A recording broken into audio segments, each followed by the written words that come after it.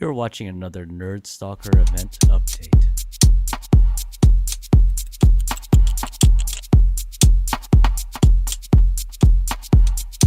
I want to ask our panel now some questions about your strategy and advice for entrepreneurs out there so they can kind of get a feel for what you invest in, how you invest, what's really critical.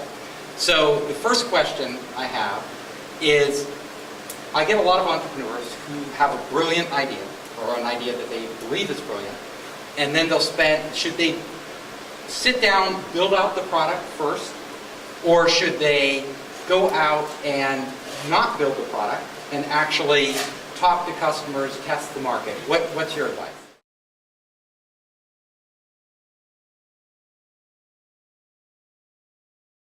Starting to tinker with it. So I mean, I think it's a waste of effort to tell them not, to do that. You get an idea at the beginning of dinner and you're up till 4 a.m., mocking something up. So you're going to do that no matter what. But as early as possible to find, very narrowly, you don't want to announce to the whole world, but find a customer who wakes up in the middle of the night crying because he hasn't solved the problem that you're trying to solve. And if you can find that person and make sure that you're aligned, and a lot of these pivots come up. You have some problem that you think is a big issue, and then you go and you talk to the customer, and you find out the customer has some even bigger issue that's sort of under the tip of the iceberg, and that you get that pivot as soon as possible. Is a big deal. And there's something I look at called the hustle ratio, or the hustle factor, which is the amount of progress you made divided by how much capital has gone into the company. So if I meet somebody who's made a ton of progress without raising any money, that tells me on small amounts of money, they're probably going to make a lot of progress. If somebody's burned through millions of dollars and they still haven't figured out what the product is, it makes it a lot more difficult to really get involved. So I don't really think that capital tends to be the barrier early on. It's really...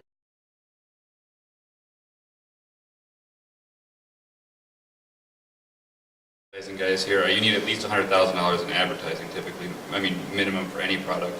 But what I typically recommend to people is don't spend years doing development, hundreds of thousands, millions of dollars, to realize that you then have to pivot 4 times because your marketing guy tells you that's what you need to do to actually sell it. Best thing to do typically is to build some sort of a prototype, and there's multiple tools out there for that, and then go and test the marketplace, see if you can get a small waiting list of customers that are ready to sign up as soon as you are ready, and then you've shown not only that you have a prototype, mock-ups, and demand for the actual product.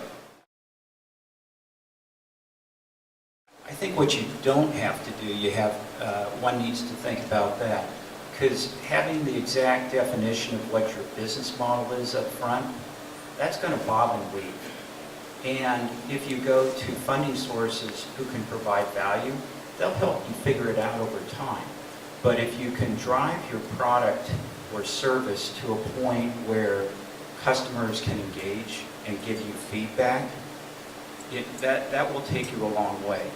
And then trying to figure out some of the nuances of the business model, it's good to get an idea because it may impact your service or product, but you don't have to have great definition at a real early stage.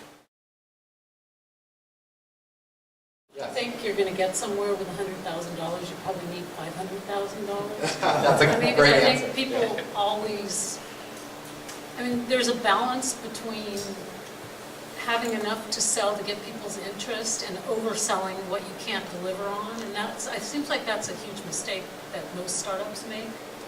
That they oversell and underdeliver, Yep. and then it's catch-up time. So how do you realistically estimate what that money's going to do? I think you talk to people and you get as much information as you can before you... Forget is just how noisy a world is. We get excited as entrepreneurs about an idea and we focus, and what we don't realize is that there's a lot of garages with lots of really talented entrepreneurs all around the world working on things, which is great, I think, for society and for the world. But for any given startup, it's really noisy. And so, you know, what I look for more than anything else is really passionate customers or users.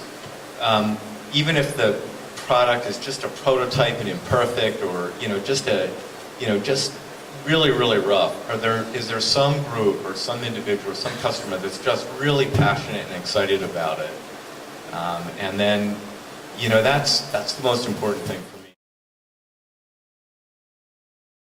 So I like to tell the story about this guy. He happened to be French, you know, I'm sorry about that. But, you know, he came over, had a job, and then decided to do a startup. He had no business doing a startup, but he had what was on paper a great idea. He raised about 1.2 million, most of it before he had even written a line of code.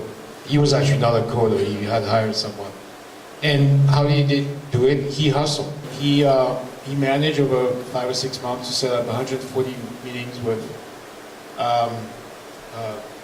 what I would call non-sophisticated angel investors, you know, accredited angel investors, but not people like Larry or me or anyone who see lots of deals. These are, you know, small businessmen, whatever. And he told them a great story, and he closed, you know, 30 to 40% of his meetings. So if he did it without a network, because he was not from here, I think it's possible to raise $100,000. You know, so it's not such a big deal.